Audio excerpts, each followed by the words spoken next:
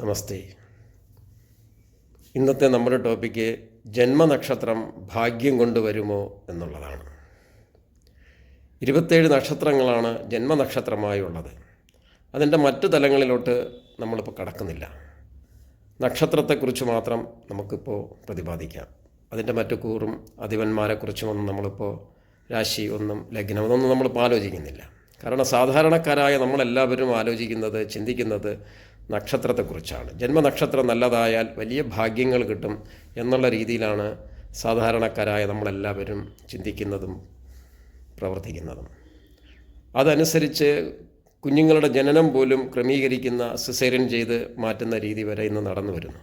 അതനുസരിച്ച് നമ്മൾ നല്ല നക്ഷത്രം അന്വേഷിക്കുന്നു, ചിന്തിക്കുന്നു, അതനുസരിച്ച് ഡെലിവറികൾ ഉണ്ടാക്കുന്നു. എന്നിട്ടും കഷ്ടപ്പെടുന്ന രോഗാവസ്ഥകളിൽ പെടുന്ന കുട്ടികൾ ഒരുപാടുണ്ട്, മാതാപിതാക്കളുണ്ട്. അപ്പോൾ അതൊരു കണക്കാണ്. നമ്മൾ ജാതകം എഴുതുന്നു, പണ്ഡിതനെ കണ്ട് സമയവും ഡേറ്റും ഒക്കെ കൊടുക്കുമ്പോൾ അദ്ദേഹം അത് ഗണിച്ച് ഓരോ സമയത്ത് നടക്കുന്ന ഓരോ കാര്യങ്ങളെക്കുറിച്ച് അതിൽ പ്രതിപാദിച്ചിരിക്കും.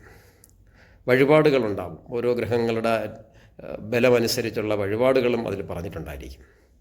നമ്മളെന്താ ചെയ്യുന്നത്? അതൊരു പ്രവചനമാണ്, നമ്മൾ പ്രവർത്തിക്കുന്നില്ല.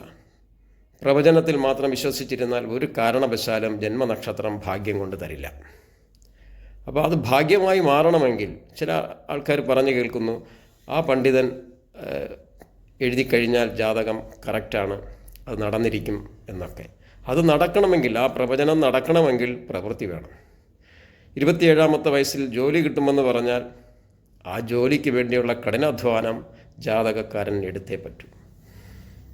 ജാതകത്തിൽ പറഞ്ഞിട്ടുണ്ട്, ആശാൻ പറഞ്ഞിട്ടുണ്ട് എന്നൊരു കാരണം വെച്ചുകൊണ്ട് നമ്മൾ അതിനുവേണ്ടി പ്രയത്നിക്കാതിരുന്നാൽ ഒരു കാരണവശാലും നമുക്ക് ജോലി കിട്ടില്ല. വീട് വയ്ക്കും 30 എന്ന് പറഞ്ഞു കഴിഞ്ഞാൽ വീടിന് വേണ്ടിയുള്ള എഫർട്ട് നമ്മൾ എടുത്താലേ വീടുണ്ടാവൂ. ജാതകത്തിൽ അല്ലെങ്കിൽ ജന്മനക്ഷത്രത്തിൽ അത് പറഞ്ഞിട്ടുണ്ടെന്ന് പറഞ്ഞാൽ ഒരു കാരണവശാലും കിട്ടില്ല. അതിൻ്റെ കഠിനാധ്വാനം, ആ പ്രവചനത്തെ ശരിയാക്കുന്ന രീതിയിലുള്ള കഠിനാധ്വാനം, പ്രവൃത്തി നമ്മളെടുത്താലേ നമുക്കതിൽ നിന്ന് മെച്ചപ്പെട്ട ഫലം ഉണ്ടാവുകയുള്ളൂ. അതൊരു കണക്കാണ്, പ്രവചനമാണ്. അപ്പോൾ നമ്മളെപ്പോഴും ചിന്തിക്കാനുള്ളത്, പ്രവചനത്തെ ഫലത്തിൽ കൊണ്ടുവരണമെങ്കിൽ പ്രവൃത്തി വേണം.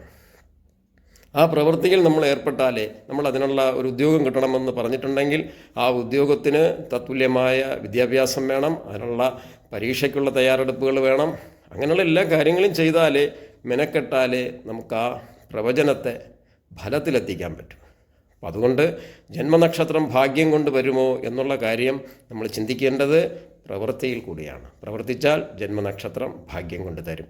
ഇല്ലെങ്കിൽ ഒരു കാരണവശാലും ജന്മനക്ഷത്രത്തെ മാത്രം ആശ്രയിച്ച് നമുക്ക് മുന്നോട്ട് പോയാൽ ഭാഗ്യം വരില്ല. നമ്മുടെ പ്രവൃത്തിയാണ് പ്രവചനത്തിനൊപ്പം വേണ്ടത്. നന്ദി, നമസ്കാരം. അടുത്തൊരു ടോപ്പിക്കുമായി വീണ്ടും കാണാം.